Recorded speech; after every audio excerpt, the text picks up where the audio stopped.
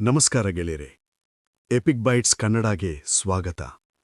ಇಲ್ಲಿ ಕಥೆಗಳು ಕೇವಲ ಮಾತಾಗುವುದಿಲ್ಲ, ಅವು ಕಾಲವನ್ನು ದಾಟಿ ಮಾನವನ ಮನಸ್ಸಿಗೆ ತಲುಪುವ ಸ್ಮೃತಿಗಳಾಗುತ್ತವೆ.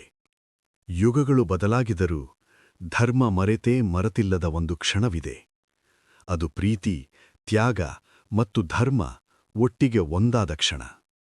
ಇಂದು ಆ ದಿವ್ಯ ಕ್ಷಣವನ್ನೇ ನಾವು ನೆನಪಿಸಿಕೊಳ್ಳುತ್ತಿದ್ದೇವೆ. ಶ್ರೀರಾಮ ಸೀತಾ ಕಲ್ಯಾಣ. ತ್ರೇತಾಯುಗದಲ್ಲಿ ಮಿಥಿಲಾ ಎಂಬ ಶಾಂತ ನಗರ ಆ ದಿನ ವಿಭಿನ್ನವಾಗಿ ಉಸಿರಾಡುತ್ತಿತ್ತು. ಆಕಾಶದಲ್ಲಿ ವೇದಗಳ ಮಂತ್ರಧ್ವನಿ, ಗಾಳಿಯಲ್ಲಿ ಹೂವಿನ ಪರಿಮಳ. ಮಿಥಿಲೆಯ ಪ್ರತಿ ಕಣವೂ ಯಾವುದೋ ಮಹತ್ತರ ಘಟನೆಗೆ ಸಿದ್ಧವಾಗಿದ್ದಂತೆ ಕಂಡಿತು. ರಾಜಜನಕನ ಅರಮನೆ ಆ ದಿನ ಕೇವಲ ಅರಮನೆಯಲ್ಲ, ಧರ್ಮದ ವೇದಿಕೆಯಾಗಿತ್ತು. ಭೂಮಿಯಿಂದ ಉದ್ಭವಿಸಿದ ಸೀತಾದೇವಿ ಶುದ್ಧತೆ ಮತ್ತು ಸಹನಶೀಲತೆಯ ಜೀವಂತ ರೂಪವಾಗಿ ಮಂಟಪದೊಳಗೆ ಕುಳಿತಿದ್ದಳು. ಅವಳ ಜೀವನಕ್ಕೆ ಶಕ್ತಿ ಅಥವಾ ವಿಜಯವಲ್ಲ, ಧರ್ಮವೇ ದಾರಿಯಾಗಬೇಕು ಎಂಬ ದೃಢ ಸಂಕಲ್ಪ ಜನಕನ ಮನಸ್ಸಿನಲ್ಲಿ ಮೂಡಿತ್ತು. ಆ ಸಂಕಲ್ಪವೇ ಸ್ವಯಂವರದ ಷರತ್ತಾಯಿತು. ಶಿವನ ಮಹಾಧನುಸ್ಸು. ಅನೇಕ ರಾಜರು ಬಂದರು, ಅನೇಕ ವೀರರು ಪ್ರಯತ್ನಿಸಿದರು. ಗರ್ವ, ಶಕ್ತಿ, ಅಹಂಕಾರ ಒಂದೊಂದಾಗಿ ಮುರಿಯುತ್ತಾ ಹೋಯಿತು. ಆದರೆ ಆ ಧನುಸ್ಸು ಯಾವ ಕೈಗೂ ಒಪ್ಪಲಿಲ್ಲ. ಸಭೆ ಮೌನವಾಯಿತು. ನಿಶ್ಶಬ್ದವೇ ಉತ್ತರವಾಗಿ ನಿಂತಿತು. ಅದೇ ಮೌನದಲ್ಲಿ ಶಾಂತ ಹೆಜ್ಜೆಗಳೊಂದಿಗೆ ರಾಮನು ಮುಂದೆ ಬಂದನು. ಅವನ ಮುಖದಲ್ಲಿ ಗರ್ವವಿರಲಿಲ್ಲ, ಕಣ್ಣುಗಳಲ್ಲಿ ಆತುರವಿರಲಿಲ್ಲ.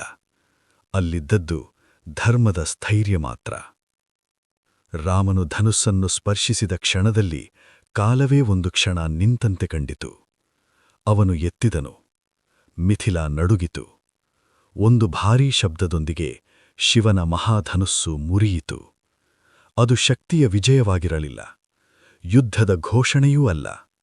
ಅದು ಧರ್ಮಕ್ಕೆ ಸೃಷ್ಟಿಯೇ ನೀಡಿದ ಒಪ್ಪಿಗೆ. ಆ ಕ್ಷಣದಲ್ಲಿ ಸೀತಾದೇವಿಯ ಕೈ ಸ್ವಾಭಾವಿಕವಾಗಿ ರಾಮನ ಕಂಠವನ್ನು ತಲುಪಿತು. ವರಮಾಲೆಯೊಂದಿಗೆ ಪ್ರೀತಿ, ನಂಬಿಕೆ ಮತ್ತು ತ್ಯಾಗ ಒಟ್ಟಿಗೆ ಬಂಧಿತವಾಯಿತು. ಅಗ್ನಿಸಾಕ್ಷಿಯಾಗಿ ರಾಮ ಮತ್ತು ಸೀತೆ ಒಂದು ಜೀವನದ ಪಯಣವನ್ನು ಆರಂಭಿಸಿದರು. ಈ ವಿವಾಹ ಎರಡು ಹೃದಯಗಳ ಸಂಗಮವಲ್ಲ, ಅದು ಮಾನವ ಸಮಾಜಕ್ಕೆ ಒಂದು ಆದರ್ಶ. ರಾಮ ಸೀತೆಯ ಕಲ್ಯಾಣ ಸಂಭ್ರಮ ಮಾತ್ರವಲ್ಲ, ಅದು ಒಂದು ಪಾಠ. ಪ್ರೀತಿಗೆ ಧರ್ಮ ಬೇಕು, ಧರ್ಮಕ್ಕೆ ತ್ಯಾಗ ಬೇಕು. ಅದೇ ಕಾರಣಕ್ಕೆ ಈ ಕಥೆ ಯುಗಯುಗಾಂತರಗಳಿಗೂ ಜೀವಂತವಾಗಿದೆ. ಈ ಕಥೆ ನಿಮ್ಮ ಹೃದಯವನ್ನು ತಾಕಿದರೆ ಇದನ್ನು ಮತ್ತೊಬ್ಬರಿಗೂ ತಲುಪಿಸಿ. ಎಪಿಕ್ ಬೈಟ್ಸ್ ಕನ್ನಡ ಜೊತೆ ಮತ್ತೊಂದು ಯುಗಯಾತ್ರೆಯಲ್ಲಿ ಮತ್ತೆ ಭೇಟಿಯಾಗೋಣ. ನಮಸ್ಕಾರ. ಜೈ ಶ್ರೀರಾಮ, ಜೈ ಸೀತಾಮಾತೆ.